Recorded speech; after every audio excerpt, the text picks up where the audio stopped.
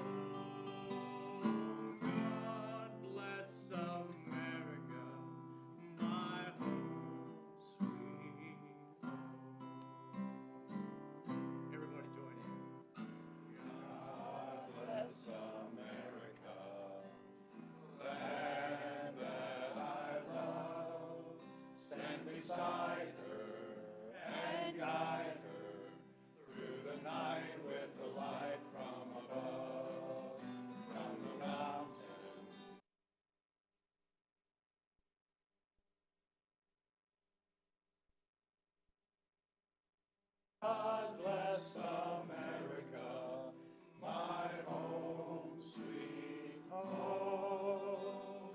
God bless America, my home, sweet home.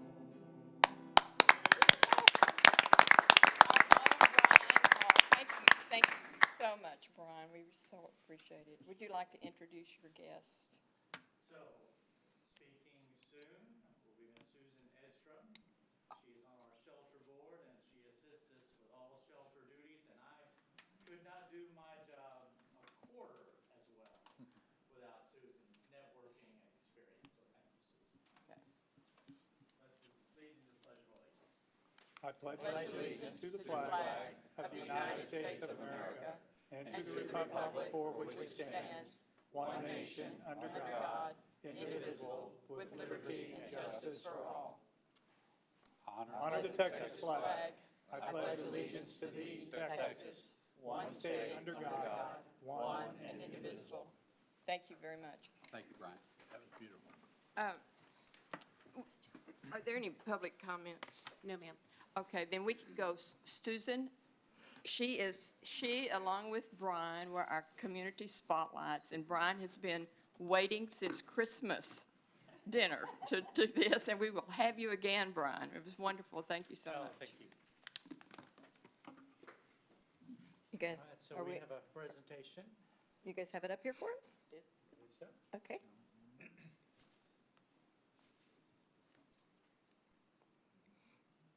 You can hit the right arrow. Okay. There we are. All right, sorry about that.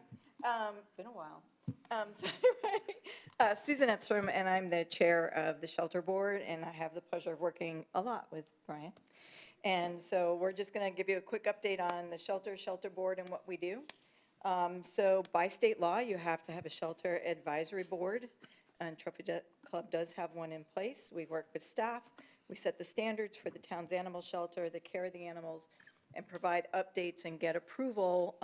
For example, we have periodic approval from our vet that our shelter is in order. So that's a yearly requirement that we have to go through. We meet 3 times a year. The board must consist of a licensed veterinarian, who's Dr. Bemis. She works for Trophy Club Animal Hospital. County or municipal officer, we have Captain Bobby Tillman. One person that oversees the daily oversight of the shelter responsibilities, and that would be Brian. Animal welfare organization, and that's me through Four Paws, One Heart. And then 2 resident participants, Deanna Polner and London Wilson. And the staff liaison is Chief Arata. Brian's responsibility are the shelter, accepting surrendered animals, educating citizens on welfare, providing information and on coexisting with wildlife, and basically that means leave them alone. They'll be fine. The short version is leave them alone. We have a Register Rover program, which is free to residents, and the benefit of the Register Rover program is that it's a tag with a number provided by the town. Any officer can look that tag up from their vehicle and hopefully return that dog home before it ever has to come into the shelter. We also encourage microchipping. Microchips are forever. Tags can fall off when they get snagged on things, so it's always good to have both. And we've seen a lot of people moving to air tags as well, so they can actually track their runners. And we have a few in Trophy Club that are frequent flyers that we see a lot of, both on Facebook and Shelter and with Brian. Responding to stray dog complaints, investigating dangerous animals, and wildlife trapping assistance. But again, our preference would be that you understand and learn how to coexist with wildlife. There are quite a few posts on Facebook recently about ducks and ducks nesting, okay? By law, they're protected. We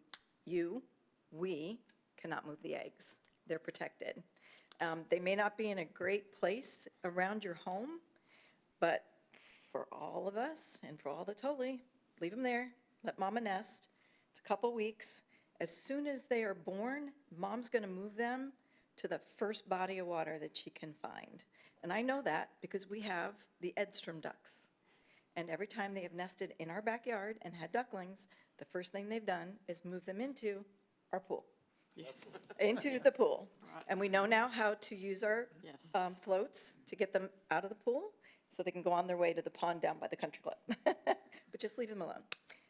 That's our best advice. And Brian's going to give you the recap on 2023. So, yes, last year we saw the fewest impounds we've ever had. When I first started working here, we averaged 35 to 40 dogs coming in a year. Last year, as you see, only 19. I think Trophy Club has gone to, people are more responsible now. We don't have stray problems. So I think just things are going so well in that direction. 14 of those animals are reclaimed by owner, which is typically what we see percentage-wise. We had 1 that was actually an adoption, and then 4 transferred to rescue, to Susan's rescue group, and they have gotten adopted through that rescue program. And then I also put in the numbers for our pet registrations. So the Register Rover, we saw 50 last year, and that's up from 28 in the year before. So more people are registering their pets. We're always at the Pet Fest event every year, and that helps us get out there and meet the public and meet all those furry faces, and I love Pet Fest. It's a great event. So I cannot be happier serving our wonderful town. Okay, so Trophy Club, Four Paws, One Heart pulled 4 of the dogs that were not reclaimed in Trophy Club. And many of you might recognize the person in that first picture, Michelle Fesselman. They adopted, Winston, and they actually transported him to Houston to live with her parents. And then Abby, Abby was not reclaimed. The owner, I won't say the owner, somebody contacted us about Abby but could not provide any proof of ownership for Abby. And so she was moved into the rescue. We got her spayed, we got her fixed up. She had some issues, and she's been adopted. And then the next one threw me, but we called her Violet. Violet was fostered here in Trophy Club and adopted by somebody in Roanoke, and she's doing great. And the last one was one of, kind of a sad one, that's Ranger. Ranger was dumped at Harmony Park. His owner adopted him from Dallas Animal Services, and we know that because we tracked the microchip back to Dallas Animal Services, who took no responsibility and would not charge the individual that had that dog with animal abandonment, which they should have, which is the problem when shelters don't do what they should do. And thankfully, over the years, we've only had one animal cruelty case in Trophy Club, and that was many years ago. But Ranger looks a lot better now. All those ribs are gone. And so he's filled out, and he just got adopted last week. We do have a current resident that was more than likely a dump towards the end of Trophy Club Drive. That's a big area because there's no lights, there's no homes, there's nothing down there. It's the end of the road, and that's where people know no one's going to see me leave somebody off here. That dog was actually seen in Argyle, 17 Lakes, Westlake, Trophy Club, and Roanoke. It's a Lab Pyrenees mix, and so the Pyrenees is the reason for making the tracks everywhere, but kept coming back to Trophy Club. And they'll do that. They'll come back to the place where they were dumped, looking for their owners, still looking. And he would look at cars that came by and looked out and talked to him, but when he realized that wasn't the right person, he trot along on his way. A lovely resident was able to get him into her backyard, enticing him with a little bit of food, and she shut the gate. And Brian came out on a Saturday to pick him up and get him safely into the shelter. So we're collaborating on his services tomorrow. I was able to slip him into Texas Animal, TCAP, Texas Coalition for Animal Protection, and he's getting neutered tomorrow. He'll get microchipped, he'll get heartworm tested. We have residents who are donating heartworm preventative for him, and he'll get shots and rabies so that he is good to go. And he's actually off of stray hold tomorrow and available for adoption through the town. If we're not able to get him adopted through the town, we will work with our foster and see if she's able to take him in. So, we collaborate on all of those things. So happy to assist the town with our little rescue, the little rescue that could. So what I do as a resident and as somebody who has a nonprofit, we worked with Brian to pull dogs when we can. Thankfully, each time we've been able to find a foster for those dogs that have come in. The Trophy Club shelter, unfortunately, was designed so that it cannot take in cats. So those calls, if they come into Brian, he typically refers people to me. My cat's 98% kitten and cat rescue. And so we do what we can and educate people. I have 2 volunteers so far, if anybody else would like to volunteer, working to start a trap, neuter, release program in Trophy Club so that we can actually field more of those calls, trap those cats, get them spayed or neutered, and released back. A lot of the calls I get, people, when I explain to people what we're going to do, and right now it's just me, that I can't possibly run around Trophy Club setting traps and driving to TCAP, 4 or 5 times a week. Could you help me do that? No, I just want it gone. That's not the way it works. You can't relocate an animal like that because they know where the food source is in your yard, but they won't know where the food source is if I take them 10 miles from here or even 5 miles from here. So we will release and bring them back so that they can cohabitate, take care of the rodent life that's in and around you, but we would never move them somewhere else. That would be a death sentence.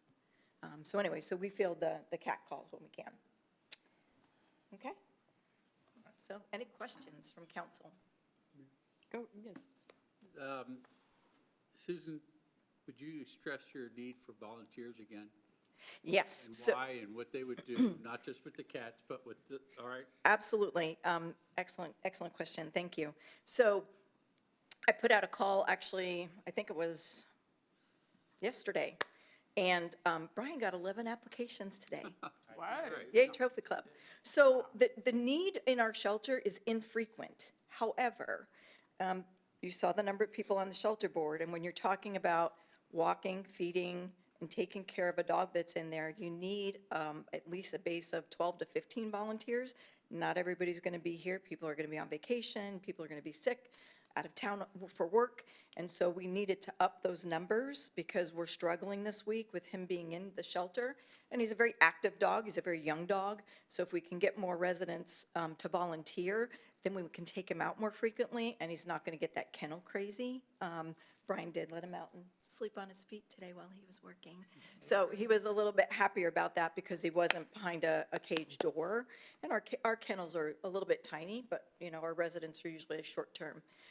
We need volunteers on our side of the street for the rescue. We need, right now, it's kitten season, full-on kitten season. We have 18 to 20 neonates, so bottle-feeding kittens, who came to us without moms. And so we've got 20 of those.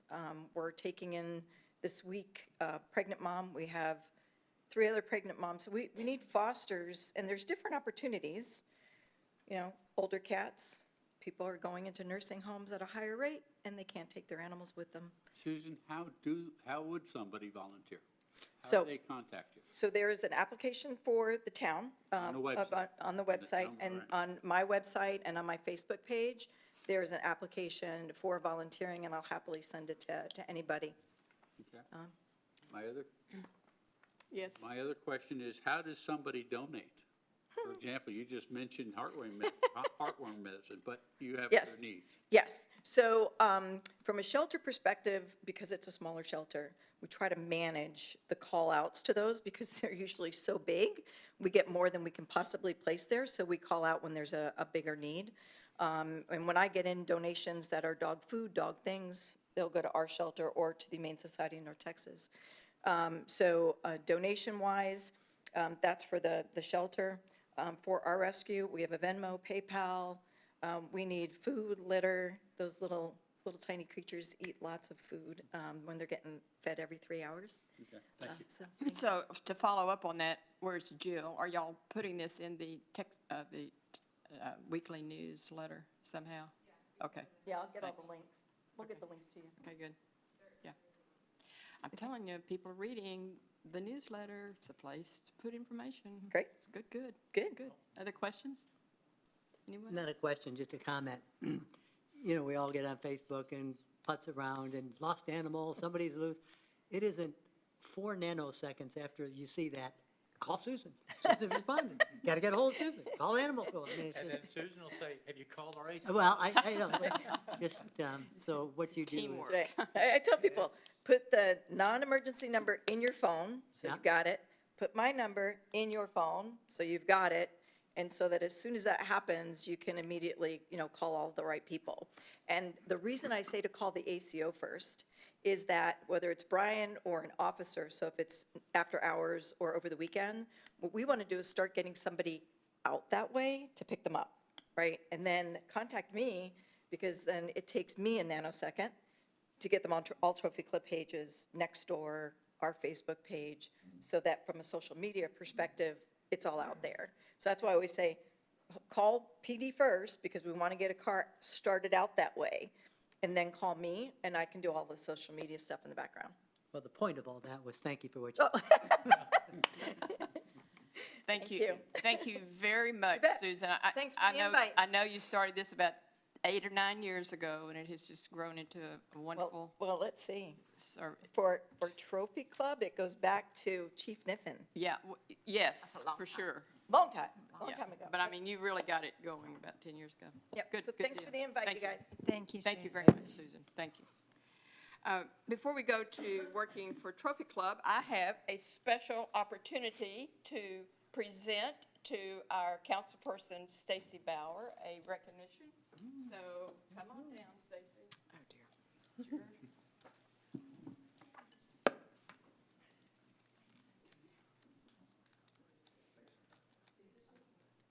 I think it is, yeah.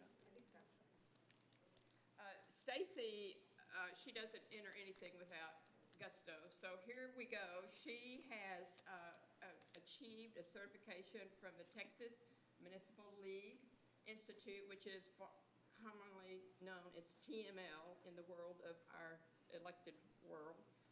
And it's a voluntary certification program open to elected officials. The TML creates the institute to recognize and reward elected officials who commit to continuing their professional development to improve their governance, their leadership, and their decision-making skills. I'm honored to announce that Stacy Bauer, our Trophy Club council member, is recognized from the institution for completing 42? 42? It says 42? 42 or more continuing education units in 1 calendar year. So she's been busy. That's So just in tell, May. tell me what you did to achieve this. I do What a are lot some of of the activities that you did? learning about finance, learning about short-term rentals, learning about everything from the economy to market, social governance, legal, how we can be better, how we can work with our public tax dollars. Good. How we can just be better council members, ethics, morals, all those things. It's a well-rounded. So is it a interactive class? Is it a Yes, class? you can do things from webinars online. You can go to some of your conferences that we go to count as some of that, and then things that we do with some of our partners like North Texas Council of Governments, just different things like that, getting out there and learning. Okay, well, here you are, the Texas Municipal League Certification of Recognition. You can frame it. Maybe the town will give you a frame. Maybe. So, congratulations. Thank you. Stacy, congratulations.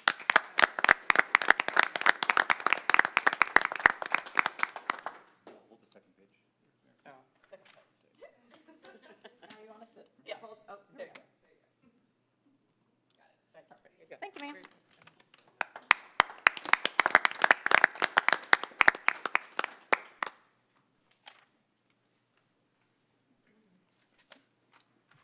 Okay, so any update from council members?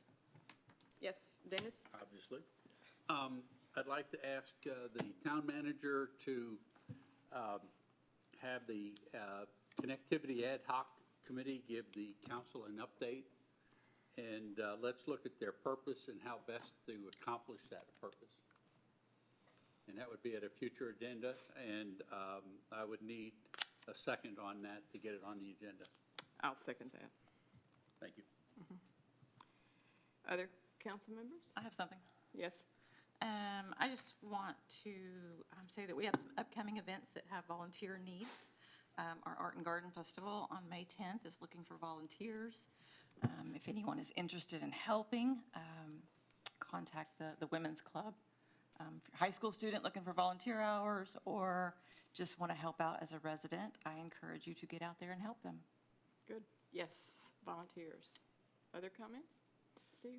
Yeah, so Saturday, I was able to go with the mayor and several people from the town for the launch of spring youth baseball. It was very exciting, a little chilly in the morning, but there was a big group of kids out there. And I'll tell you, the mayor, she got up in that mound and she threw a heater to the catcher. I mean, whoa, like this, sort of. But it was really, straight. really, yeah, it was straight. A good event, and it's, as they say, let's play ball. It was a bunch of kids out there, and it was fun. I've had the opportunity to do various different things over the last year, and I have to say, that topped it. It was a lot. I mean, I had practiced, and so my coach I went to his house the night before and warmed up my arm. And the next morning, I think it was an out-of-body experience. I stepped up and I went, it went straight. So that was great. Other comments? I would like to, along with that, I was aware when I was out there with all of the residents of Trophy Club, how fortunate Trophy Club is to have our town manager, our fire chief, and our police chief, all with their family living in Trophy Club. It just felt like home. And so congratulations, Brandon, on your new home. I know you're moving in the next month. It's just so wonderful to have our town leaders in our town being a part of the activities that are going on. Planted flags with the chief last year, so he doesn't have children wandering around, but so thank you so much. It's just really special. And also, Brandon other comments for anybody? Luann, you have anything? No, we're good. Okay, Brandon, you want to talk about these? I sure can. So coming up, we have the solar eclipse happening on April 8th this year. If you've been living under a rock, you don't know that yet. Most of us are aware that April 8th is the day for the solar eclipse. The good news is that the town does have a limited number of solar eclipse glasses, right? Remember to wear those if you're going to be looking at the sun. And they are available here at Town Hall. All you have to do is stop by and pick them up, a limit of 4 per family. So that's, and we'll be able to give them out while supplies last. We have some, but we don't have an infinite number. So if anyone is interested in picking those up, I would recommend doing so soon. If you try and come on April 8th, they may be all gone by then. Okay, good. Anything else? Would you like to do an update for us? Yep, I sure can. One thing just to a little bit more serious note, as you may be aware, Medlin Middle School sent a note to parents recently regarding a couple of recent bomb threats. While these threats are not believed to be credible in any way, just know that our Trophy Club Police Department is coordinating with the FBI and the Northwest ISD, and they are looking to make sure that our schools are safe. Okay? It's an ongoing investigation that we are taking seriously along with our partner organizations for that. So just know that our Trophy Club Police Department is on it with the FBI, and they are looking into identifying the person or persons responsible for that. Okay. Extravaganza. All right, so I'm gonna try something here. No bunny does an Easter egg hunt. I messed it up already. No bunny does an Easter egg hunt like the town of Trophy Club. Say that one more time. No, I'm One more trying. time. Yeah, work on it, Brandon, you know. No bunny. It's kinda like- Yeah, exactly. No Practice bunny does your an pitch. Easter egg hunt like the town of Trophy Club. There you go. we go. Get that It's sound. like the first pitch, you gotta practice. I know, exactly. Throw that out. All right, so everyone should grab their baskets and help celebrate the spring season at this favorite town event. Children ages 0 to 10 years old should have an excellent time, gathering candy and toy-filled eggs and visiting the Easter Bunny. So you can get out there with your entire family at this free event. That starts at 9 a.m. this Saturday at Independence Park East. A couple other things for you. Let's see, boards and commission meetings, a couple of them coming up over the next few weeks. April 2nd, we have the Arts and Culture Ad Hoc Committee, that's at 6 o'clock. And then we have on April 4th, Planning and Zoning Commission meeting, that's at 7 p.m. We invite the public to always come to our meetings and attend those. As a reminder, Trophy Club office buildings will be closed for Good Friday, this Friday, March 29th. As always, our first responders remain on call and will be working those days and operational accessible as always. Also, on weeks where we do not work on Fridays, right? If it's a holiday, that Friday, we do not have an edition of the Town Weekly that week. So there's no edition of the Town Weekly this week. The next one will be a week from Friday. And that is all that I have, Mayor. I have to share something because we're talking about the Town Weekly, we're talking about all the activities in this. I had a friend was in my house this morning. She comes in, she says, Mayor, I'm here for 2 reasons. One, to do something, but Mayor, I need something. I said, wait a minute. She said, there are flags, white flags in my yard, all stuck around in my yard. I said, you know, that's not my job, I don't know. But you know what I was able to do? I went to the weekly newsletter regarding the MUD's identification. It was a long list of all of the addresses where those flags were going to be. I said, here it is. Now, I do know something. So it was so wonderful to go back and reference these newsletters because they're designed to help the residents know what's going on. And by doing that, I got one more click for the Trophy Club alerts. That's my goal, is get people on those Trophy Club alerts, because that's how they're going to get the, and it was wonderful. She said, oh, there's my address. No more questions. It was done. It's great, great. Thank you. Okay, that's it. Can I say something? Yes. Brendan, would you address the issues with, like, the schools and things that are announced?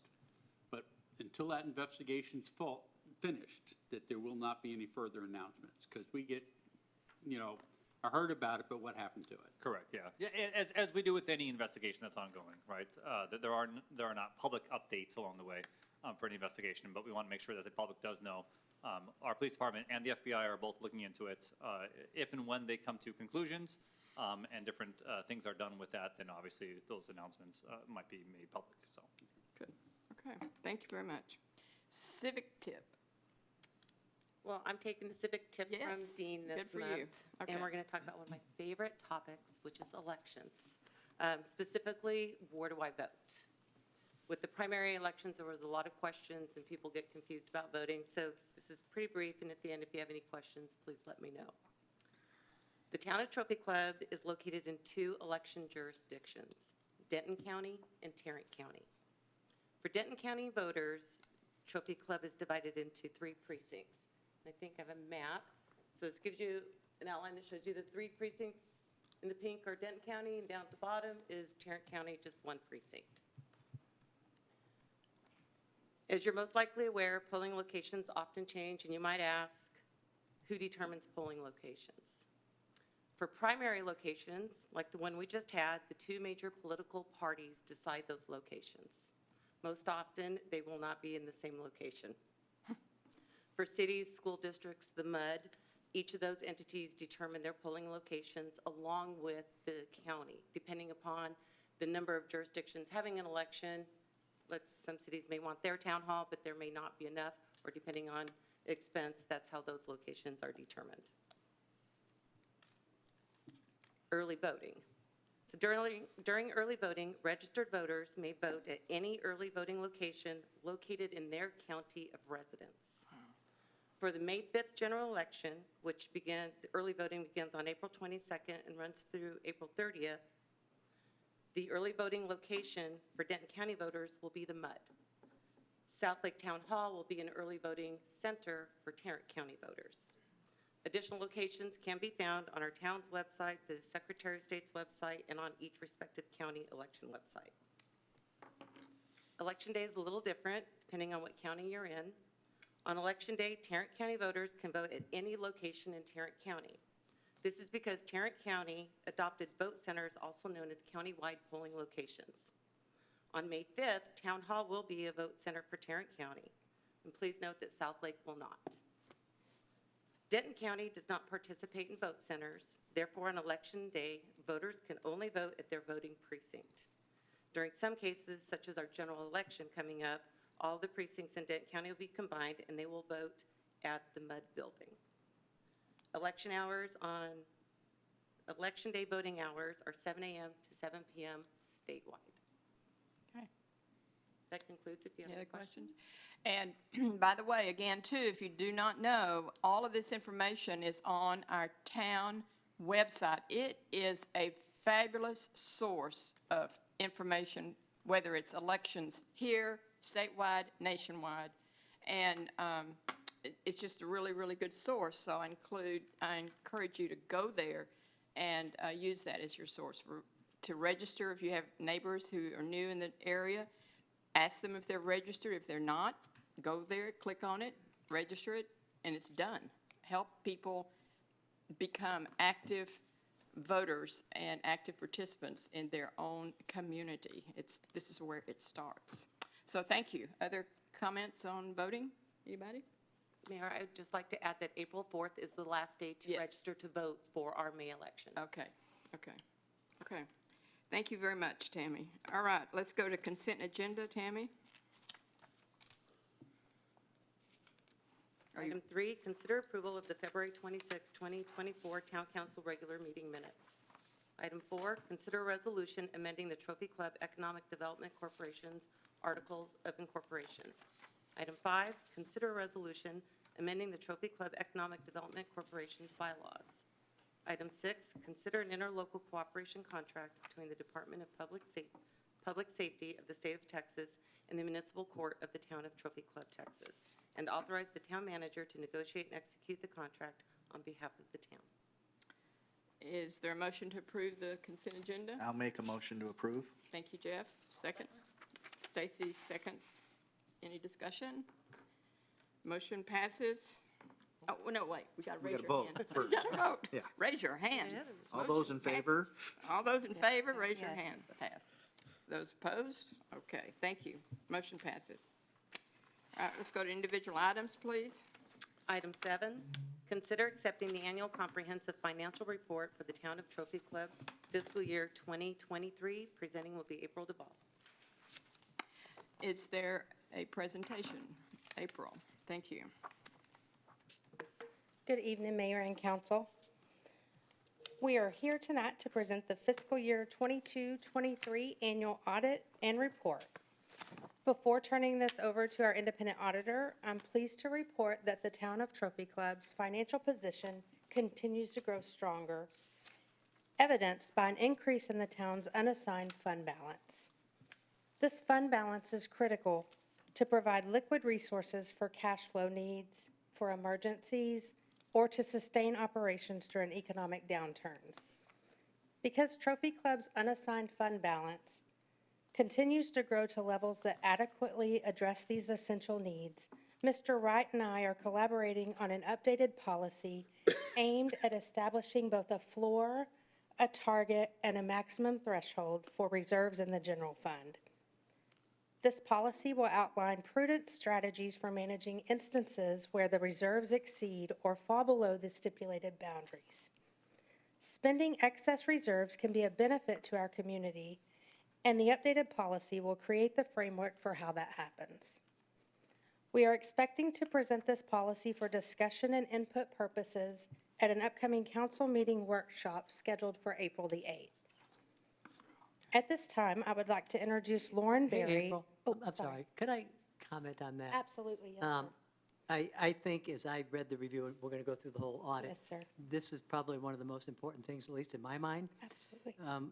And Brandon and I have had separate conversations, I'm sure he's had them with all of you, having a very stout, accurate policy, which we don't have right now. Yes, sir. I mean, we have some guidelines, Right. the 30% minimum level, that's out there. Right. But, what's the top stop level, to your point? So I think the work on that is really needed. Because Absolutely. you don't want to get, it's nice to have a good cushion, but, we need to be fiscally responsible as well. Absolutely. That when it starts getting to some level, we start making decisions. Yes, sir. At this time, I'd like to introduce Lauren Berry with Forvis, the town's independent auditing firm, who will provide an overview of the report findings and address any questions you may have related to that. So with that being said, Lauren. Hello. My name's Lauren, as she mentioned. So I focus on the public sector full-time. This is what I do. I love what I do. I've been doing this for 10 years, so sometimes I get going on a tangent, so y'all just reel me in if you're like, what in the heck is she talking about? I have no idea. So I guess the very first thing I want to point out is you see this really pretty document here, but we can't talk about the finances without talking about April and her team. They did a great job on the audit. A lot of blood, sweat, and tears goes into this document, so I do hope that you read it, but she works really hard on it, her whole team did, and so we really appreciate working with them and all the hard work that they put into it. A couple things I'm going to point out in the document, and then I'll go over our required communication report. The first thing is on page, I think, VIII. It's this Certificate of Achievement in Financial Reporting. This is like the Grammys, right? You should be very proud of this. I think y'all have received this award for 13 consecutive years. I audit municipalities around the Metroplex, actually around the United States, and not everyone gets this award, so this is a really big deal, and y'all should be very proud of it.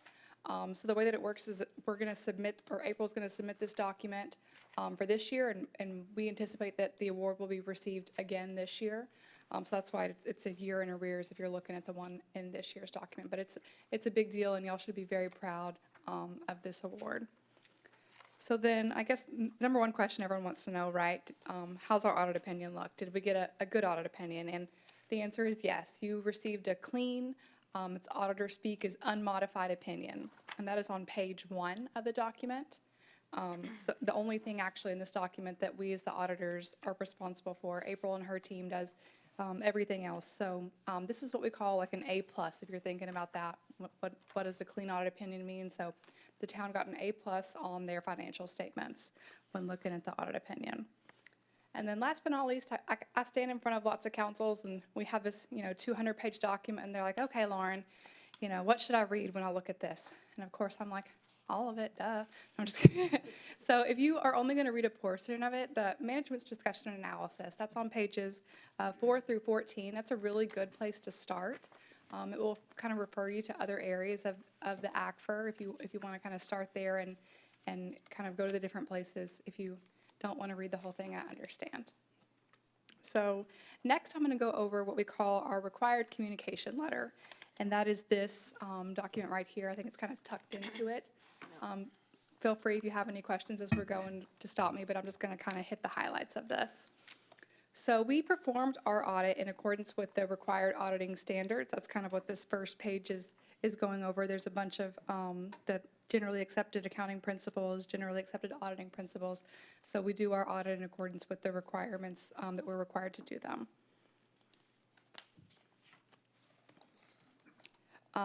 So then I'm going to kind of switch down to the qualitative aspects of our audit, kind of halfway down the page on page 2. So the significant accounting policies that y'all follow are described in note 1 of the audited financial statements.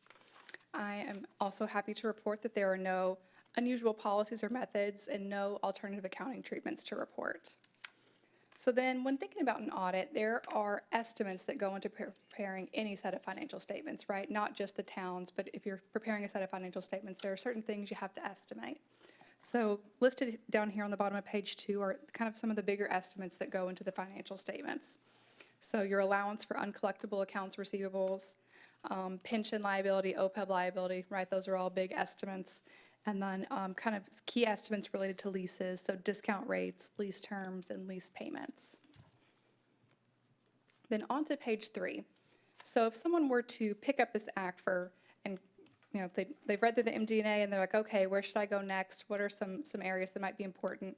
So these are kind of some of the disclosures that might be of interest to the users. The revenue recognition disclosures, net pension liability, the total OPEB liability, tax abatements, and leases. Then there is nothing to report about the judgment of the quality of the town's accounting principles. So then moving right along on that page 3, so as a part of any audit, what we'll do is we'll look at the financial statements, and sometimes we might have what we call an adjustment.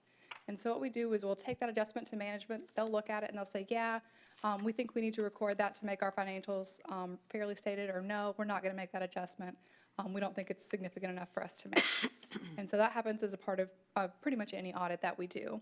And so there are 3 adjustments right there listed, one related to accounts payable, accrued payroll, and capital assets, and then a couple of adjustments that are actually what we call outsourced to us, so we knew that we were doing them, kind of going in, we were engaged to do them, but I'm still required to report them to you. So entries related to your pension and OPEB, some governmental accounting type entries, so from modified accrual to full accrual, and then just various report reclassification entries. And then also happy to report there are no uncorrected misstatements. I do want to point out that that list is so much shorter than it has been in prior years, so I think that that's just testament to the hard work that April and her team are doing. It's a really big deal. Sometimes I have to present the same super long list year after year after year, and so the fact that it's gotten significantly shorter is something that y'all should be very proud of, that improvement has been made, and it's a really big deal, and it's exciting that y'all take to heart what we talk about. So then last but not least, we do consider what we call internal controls over financial reporting. So we don't express an opinion on the effectiveness of the town's internal control, but we do what we call walkthroughs, just to kind of see how the controls are functioning and if we have any recommendations. So there are 3 different levels of control issues, what we call a material weakness, which is the most severe issue, a significant deficiency, which is kind of less than a material weakness, but still more than just a regular deficiency. And then the lowest level is what we call a deficiency. And so with any entity, right, when you're thinking about what we call segregation of duties. So if someone was really committed to doing something, what are the conflicts in their duties? And so, right, most municipalities are very cost conscious. And so sometimes in the finance department, there's what we call conflicting duties.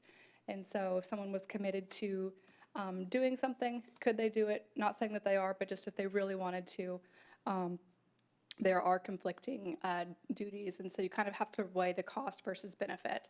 I will say almost every single municipality of all sizes that I audit gets this exact same comment, just because, right, you have to be good public stewards, and so you don't want to have a city hall full of employees just to mitigate those conflicting duties. And so with that, the last piece that I have is, I feel like every single year we've had a whole bunch of new accounting standards we have to implement. And so next year there will be a very short break, no new accounting standards next year, but then GASB, who is our standard setter, the Governmental Accounting Standards Board, has some coming in the pipeline for fiscal year 2025. And so if you're interested in those, we have some compensated absences and risk disclosures that are kind of listed there if you like to read about those. I know not everybody does, but I do. So with that, I'm happy to answer any questions.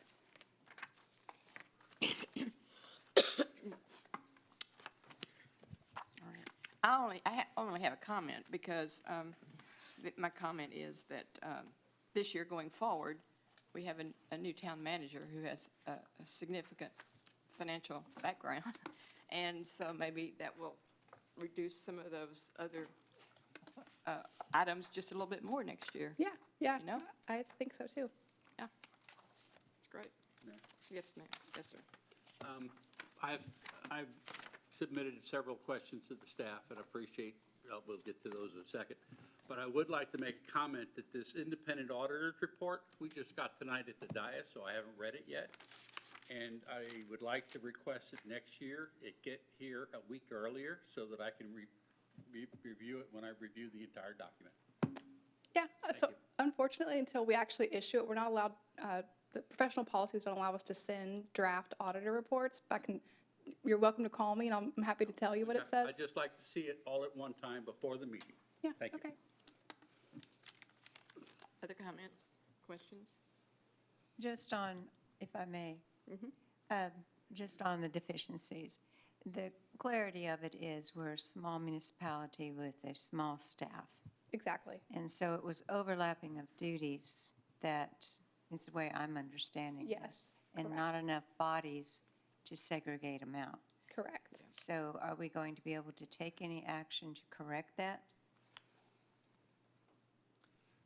So the way, excuse me, it's all about mitigating the risk, right, on that one. As kind of mentioned before, one way you can do it is you can hire each individual to do one specific thing for that. That would be fairly expensive to do that part of it. Another way is to make sure that a lot of our tasks and a lot of our assignments, that there are multiple people who have to review, approve, and that's how we handle it. So we handle it through multiple people having to touch each transaction to be able to mitigate the risk of one person being able to manipulate, an entire set of financial information to be able to get the rewards from it, right, on that. And so from that perspective, April and her staff does a tremendous job in making sure that those duties are well assigned, that there is multiple people touching things and approving different layers so that no one person can just go in and manipulate the system to their advantage. Well, the mayor turned me on to All the Queen's Horses. Was that the name of that documentary? Where Yeah. the sole accountant in some Midwestern just took the entire budget for 30 years. So, yeah. Yeah, that was Dixon, Illinois, and Was at the it? time I was working in Davenport, Iowa, which is only about probably 30 or 40 minutes from there for it, so I knew Dixon, Illinois well. Yeah. Other comments? I go through an annual audit with my nonprofit, so I know what you go through. April, very nice job to only have the things that were identified. One more. Out of all the questions you've answered, thank you very much, April. The one I would like to get in public is that the unfunded liability, pension liability is covered annually, if you would. Because the report shows a liability, and just want to make sure that that's not deferred. Correct, yes, sir. So from what we understand, speaking with TMRS, we stay around 90% funded, and that is totally normal. I believe that was our last, Denise? Sorry. I believe our last check was 90, 89, 90%, and that is exactly where we want to be. And then that's, the balance is covered each annual budget, so that there is nothing deferred to another year. Correct. That's the key Yes, part. sir. Yes, Thank sir, you. absolutely. Yes, Yep. sir. Yeah, every year TMRS, you get a pension bill from them, and it's a percentage of payroll for that. And we are 100% current on our payments through that TMRS system for our obligations each year into the system. And then it anticipates that in the future, things might change, right? You might have more employees, longer living employees and things like that. So there's always going to be some discrepancy in the calculation, the estimates that are done between the amount you pay and the estimates in the future. Thank you. And once again, April, like was already said, thank you, you did a good job. Yeah. It's also on page 68, the history of the pension liability, if you're interested in it. But, yeah, like what they all said, that y'all pay every single year what TMRS tells you to pay. But it swings every year with investments and different types of, like I mentioned earlier, it's one big estimate, right? It's an actuary doing their best guess of what the future liability is going to be. Good, thank you. Is any other questions? So do we need a motion for this? Motion to accept. Okay, is there a motion to, I move we accept the annual comprehensive financial report for the Town of Trophy Club fiscal year 2023. I'll And I'll second. second it. okay, Dennis will second. All those in favor, raise your hand. Those opposed, motion passes. Thank you very much. All right, number 8, please. Consider a resolution adopting the Town of Trophy Club investment policy for fiscal year 23-24. There you go, April. Busy lady tonight. Good evening again, Mayor and Council. So this policy stayed the same from last year. One minor change was that the investment committee switched from meeting annually to quarterly. That's just making that more frequently. Yeah, I had a question. Is there a reason for that? Just, is that Just, standard? that was Mr. Wright's recommendation, that it should happen a little more frequently in his opinion, and so that was the change.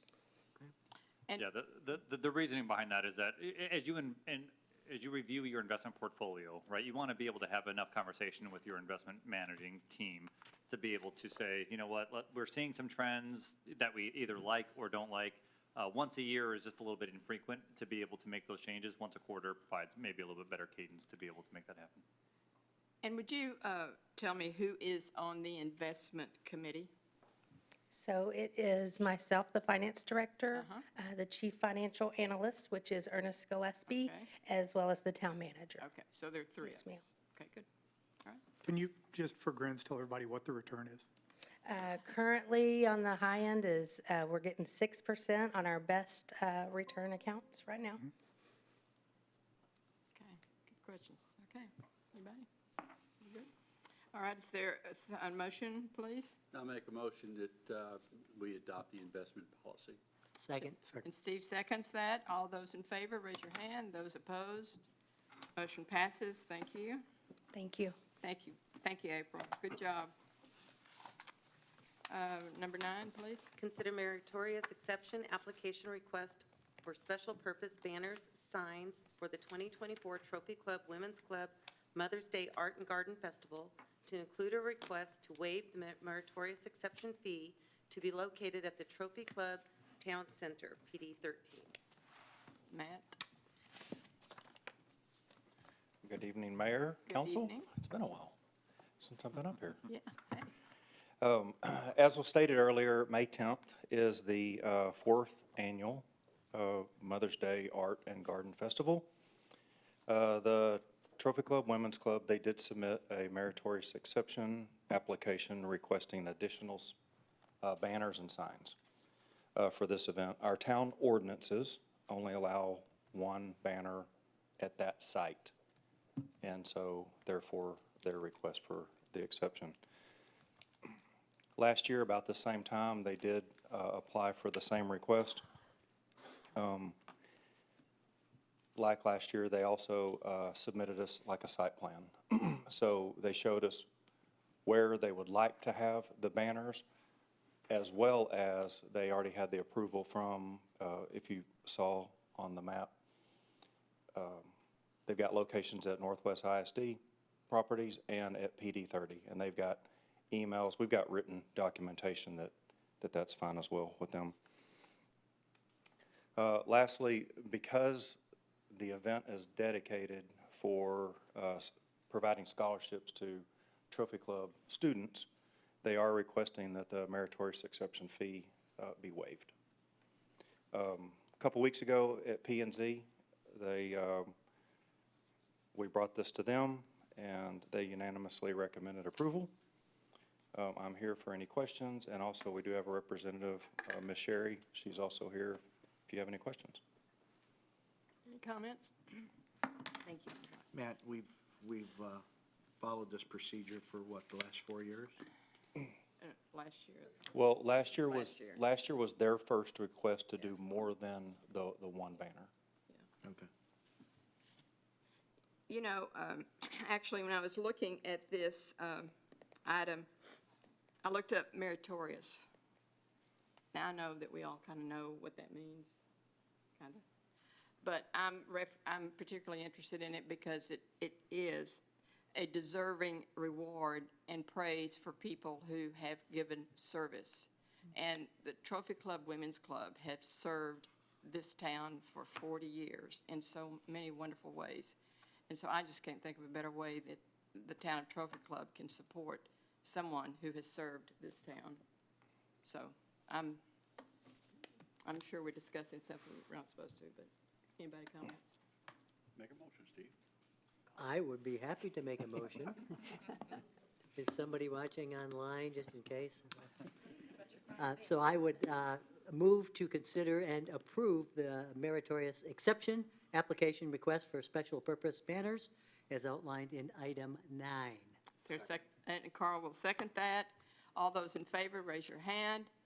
All those opposed, motion passes. Well deserving. Thank you very much. And now for the fun part. I'll make a motion to Thank you. adjourn. And Jeff will adjourn us. We have a second? Second. Okay, Stacy seconds. We're out of here. Thank you very much. I got a birthday card.